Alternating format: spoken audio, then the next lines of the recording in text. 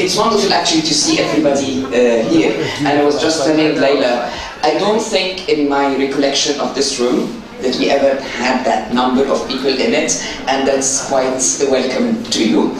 I don't think we ever need to introduce Layla Abu-Lughod to AUC, or Anthropology crowd, a relationship that goes back to at least 1978 when you first came, and inspired by one of the key chapters that most anthropologists teach diligently, guest and daughter. So we welcome you back as a daughter in that sense. So it's wonderful to have you back.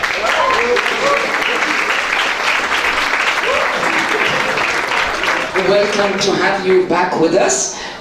For those of you who might have some sort of amnesia or midterm delirious moments, to just tell you very briefly who Layla is. Layla is an anthropologist at Columbia University and at the Center for Women and Gender Studies. Her writings are extensive and cover so many different areas, from nationhood to power to representation, issues about women and rights, to questions about representation, kinship, emotions, and women's work.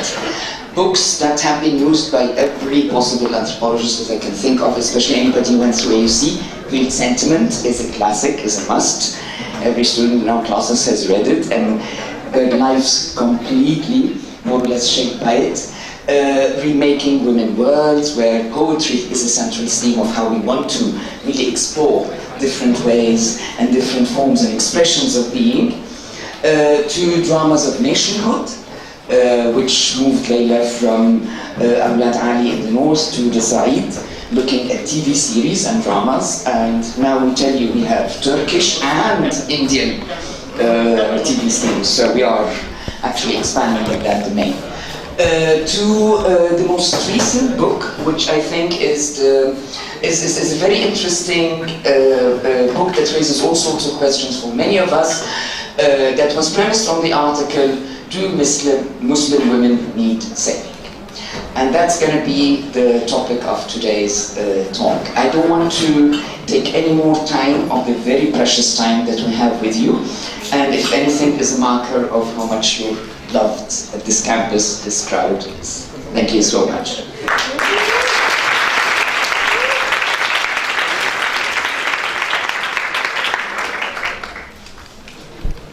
There is space up here. Do you think people could? Yeah, there's space here. Better than nothing. All right, thank you so much, Hanan. That was. I love being a guest and a daughter, and more a daughter. And thank you for the invitation, the privilege of being able to be here at AUC.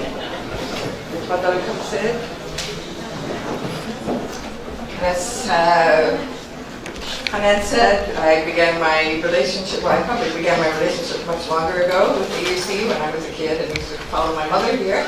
But my own relationship began in 1978 when I came to do research as a graduate student of my first field work, and it was really my home in Cairo. It was my support. The faculty guided me, helped me with everything, and inspired me, and their students also were very important to me, and now they are your professors.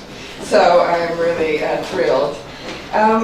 So what I wanted to do today was to share some thoughts with you about what happens when an anthropologist, which is what I am, with very deep commitments to ethnography, which I think you know about, ethnography in local communities, finds her subjects, or ones like them, caricatured and catapulted to the center of popular media attention, in the West at least, in the service of liberal and imperial interventions. And this happened to me in 2001 when the US and Allied invasion of Afghanistan, and the book review was one line long, and it appeared at the bottom of a page of the magazine that was called Marginalia. So this was more than the 15 seconds of fame that we are all entitled to, I know, but it seemed kind of disappointing for a book that you worked on for 10 years based on research you've been doing for 30 years. And I worked really hard on this book. And it's not like the subject is not of interest to the public. So what's going on? And the silence seemed especially ironic when, a few months after my book was published, Nicholas Kristof himself wrote a column that set off fireworks, probably not here, but in the New York Times Sunday Review. He said, "Professors, we need you." And the piece started out, well, it said, "Some of the smartest thinkers of problems at home and around the world are university professors, but most of them just don't matter in today's great debates." Yeah. So I couldn't help wondering. I mean, he blamed us for terrible writing and all of that. And I can say, so why didn't you write a review of my book? Why didn't you engage it? Could it be because I actually criticized people like you who smugly champion poor brown women and try to save them, or because I criticize the devastating effects of American foreign policy in the Middle East, the Muslim world, and Palestine? But the blog sphere was not silent. And I don't know how to work this cell phone, but I did know how to go in there. And I discovered quickly that my book was reviewed by two counterpublics that I hadn't really been in my sights when I was writing it. And these online reviews traded in different currencies, and those of the Academy, the criteria for judgment, the emotionality, and the politics sort of lay out outside our conventions. And I was taken aback by the hostility at one end, but very touched by the personal embrace as daughter, whatever, at the other. So I want to talk about these polarized responses to show some of the political stakes of my venture into public ethnography. So the first surprise was the measure by which the two blog counterpublics evaluated the book, which was truth versus lies. This isn't what anthropologists are used to, with our critiques of objectivity, our fetishization of reflexivity, our celebration of partial truths and situated knowledges. But on the positive side, I always had the negative first, so I switched it. On the positive side, reviews began to appear on feminist websites and blogs, and these complemented the book for confronting stereotypes. And some of the smartest, best-written reviews appeared on blogs that were not specifically oriented towards Middle East issues or Muslim issues. And the most lucid review of my book, which is like a just graduated undergraduate, so I wish I could have written that well. It was on the website called Feministing. I don't know if any of you read that. And the title was Not Oprah's Book Club. And although the writer she mentioned my ethnographic experience, she summed up the core of my argument in terms of myths versus realities. Again, that's kind of a truth-lies thing. It's an age-old fairy tale, this is a quote from it, it's an age-old fairy tale, an artificial division between the West and its mythical counterpart, what Abu-Lughod calls Islamland. On one side, innocent moral agents, the beneficent saviors. On the other, nefarious brown men and caged birds, the Muslim women utterly disempowered to resist them. In reality, the spread of international capital and centuries of ongoing colonial history make it impossible to separate their world from ours. But the book hit a real chord with the writers at Muslimwoman Media Watch, which was founded in 2007, and it describes itself as a forum, quote, a forum where we as Muslim women can critique how our images appear in the media and popular culture, unquote. And in the first of several reviews, the discussions of my book, somebody called Tasneem opens with a quote from my book. I say, "I'm often bewildered by what I read or hear about the Muslim woman." She then proceeds to say, "For those of us who share this sentiment, Abu-Lughod's book is essential reading." Maybe I won't say, but the nice compliments. But she says it's jargon-free, Mr. Kristof. And then it says it deals with all the issues that we have been very concerned with at Muslim Media Watch on a daily basis. But another public offered the obverse judgment, expressed through accusations that I lied. And this tune began to play softly at first and then louder in a counterpublic, about which I have since learned quite a lot. The first review that appeared in the British conservative newspaper, the Sunday Times, which was my big review, was headlined, "Drawing a Veil Over the Truth," the subtitle, "Some of Her Conclusions Defy Belief." And this judgment and language were amplified in the right-wing Islamophobic blogosphere, where the reach and the particular animus of this discourse of veiling truths became apparent. And the sinister notes first sounded in a review by somebody called Bruce Bauer of my book in a magazine called, I shouldn't even dignify it, a magazine called Front Page Magazine. And the review was titled, Saving Islam from Its Victims. And the chorus of comments that followed his review clarified the connotations of these accusations. And Bauer was clearly very affronted by my book, and he sort of sputters. She knows, in short, that every day millions of Muslim women endure suffering rooted in the Quran and in Muslim tradition. But instead of using her knowledge to try to help improve those women's lives, she uses her rhetorical skills to dance around the truth, dodging, deflecting, doing whatever it takes to uphold the stunningly callous and patently dishonest proposition that Muslim women don't need saving, unquote. So I discovered from the research of Sindre Bangstad, a Norwegian anthropologist, that Bauer is a Norway-based American writer associated with a network of writers and bloggers whose work was quoted approvingly in the Norwegian mass murderer Andre Behring Breivik's 1,516-page tract called 2083, A European Declaration of Independence.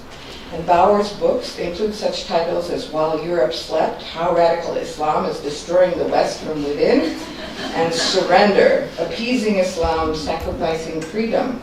Bauer was allied with, but I think recently fell out with, another favorite of Breivik's, a Norwegian who goes by the name Fjordman, and whose blog is called Gates of Vienna. And in case readers are unaware of its significance, at the top of the blog it explains, at the Siege of Vienna in 1683, Islam was poised to overrun Christian Europe. We are in a new phase of a very old war. Unquote. So as a scholar accustomed to academic book reviews, I was especially taken aback by the comments, the online comments that followed Bauer's review. And I'm going to quote just a few to give you, I'm going to make you laugh, but also to show the reverberations of a discourse about dishonesty. So listen to the stuff about dishonesty. So somebody called Elizabeth Cohen writes, "Are you sure this woman does not have a penis?" Excuse my language. "She's an idiot. How she graduated with these degrees is way beyond me. Maybe a man should bury her halfway down without her arms to deflect the stones being thrown at her head. Perhaps then she will change her mind. Or she will come forward and show us her penis and say, see, I'm really a freaking man." Like, I don't usually get reviews like that. It would be like, what's out there? And then this was followed by a response by somebody who calls himself Old Timer. He said, "I would like to see a picture of her. Is she wearing that face-covering burqa that the women she talks about must wear? Or is all she says just, I think it's called taqiyya?" So here we see the telltale signs of the Islamophobic worldview that inspired Breivik to carry out the horrific shootings in July 2011 of 77 teenagers gathered for Labour Party youth camp in Utoya. And his goal was to prevent the takeover of Europe by Muslims, and he saw these young people as future leaders of a political party that was soft on immigration. And the worldview is carried far and wide in the works of a genre that Sindre Bangstad calls Eurabia, and that the readers of this front page review share this worldview is confirmed by what somebody called Jeffrey then writes in response to Bauer's review. It says, Layla, well, it didn't say Layla, it said Alwaleed, is a practitioner of stealth jihad, a master of taqiyya. The author shouldn't be surprised at her lying. She advances Satan's cause, and he has a special place in his chest, no heart, for her. So what's the genealogy of these terms? I wouldn't have thought that taqiyya, concept from sheer theology relating to the ethics of hiding your faith was an everyday concept for people like these who are non-specialists or non-Muslims. But Bangstad, again, the anthropologist, shows how it emerged as a key term in the foundational writings of somebody called Bat Yaor, who is now known as Gisela Littman, who is an Egyptian-born Jew living in Europe. And she's popularized the concept of dhimmitude, taken from the word to designate protected minorities in the Ottoman Empire, but twisted by her to mean the obligatory submission of non-Muslim peoples by war or surrender to Islamic domination. And she sees the West as under threat by Muslims, and urges Jews and Christians to unite against them. And taqiyya is another term for Yaor, who argues, according to Baghdad, this is his quote, such is the nature, the very nature of Muslims, that whatever they do and wherever they do it, whether they happen to be Shia or Sunni, they practice taqiyya or dissimulation. In Yaor's work, he says, taqiyya is perceived as systematic lies or deceptions through which Muslims everywhere in the world conceal their real intentions to establish Islamic dominance over non-Muslim peoples. And Jeffrey's final charge against me, of stealth jihad, that's a new one, is lifted from another book in the Arabia genre by an American writer called Robert Spencer, and his book was called Stealth Jihad, How Radical Islam is Subverting America Without Guns or Bombs. So what was new and intriguing for me as a novice in the world of online publication? So there's this sort of dishonesty thing. It's a big theme in their writing. But you know, the vitriol of these comments was a bit surprising to me, and also the kind of self-assured nature of them, despite their extraordinary ignorance about everything they were talking about. And Baghdad traces how Bauer, the reviewer, like others in this network, is throughout his works a defender of the war on terror and a defender of Israel. And I'll return later to the link that's here between Zionism, right-wing Islamophobia, and the question of the oppression of Muslim women. Although Bauer doesn't mention the issue at all in his review, which is pretty short, anyone who's read my book will have noticed that what I say about the situation of Palestinians. The book even opens with stories of two different women. One is from Egypt, and I'll talk about her later, and the second is from Palestine, and she's my aunt. And I point to the historic sources of the suffering of my aunt from Jaffa to introduce two key points in my book. The political events and injustices may be more serious sources of women's suffering than religion, culture, or patriarchy, and that their faith as Muslims might actually be a comfort to them. I want to turn now to the second surprising element of the online reviews by these opposing counterpublics, and that was the very personal and emotional tone, if you could hear. On one side, I was moved by a review on Muslim Media Watch, another one, called How Do Muslim Women Need Saving? Save Me. And it was posted by somebody called Shireen, who's since gotten in touch with me, who describes herself as a Canadian soccer-playing mom of 3 who wears a hijab. And referring to some of the earlier discussions in my book on Muslim Media Watch, she says, my contribution to this series of reviews is more of an account of the emotional impact of being able to read and apply her work.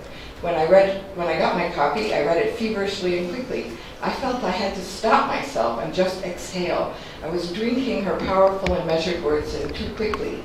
I let myself devour it, and then I just sat back. It wasn't simply an intellectual experience of reading a solid piece of work, sorry to all the compliments, that criticized and called out the disingenuity of a global industry that felt the need to save women. It was also a very psycho-emotional experience. Throughout the book, I found myself nodding vigorously as the author poked and prodded at those heavy in their disdain and disregard for accepting Muslim women as individuals, as opposed to being one big, sad, and repressed group that needs to be spoken for and about. And I think the assaults that popular culture imposes on North American Muslim feminists and Muslim women across Europe, assaults that have been widely documented and that include not just representations,